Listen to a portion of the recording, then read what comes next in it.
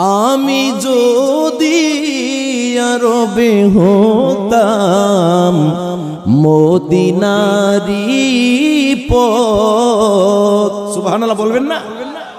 ভালো লাগে না খারাপ লাগে?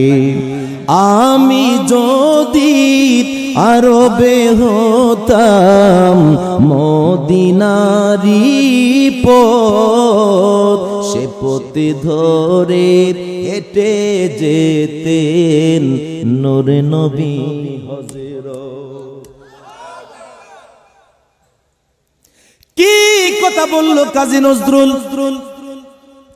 আমি যদি আরব হইতাম মদিনারি পথ, সে পথ ধরে হেঁটে যেতেন নূর নবী হযরত। উনি আক্ষেপ করে কথাটা বলতেছেন, আমাকে যদি আমার আল্লাহ পাক কাজী নজরুল না বানাইয়া মদিনার মাটি বানাইতো রে, আর সেই মাটি দিয়া আবার নূরের নবী হায়াতুন নবী জিন্দা নবী হেঁটে হেঁটে যাইতো, আর ওই দিক দিয়ে আমি কাজী নজরুলের জীবন বড় ধন্য হইয়া যাইতো।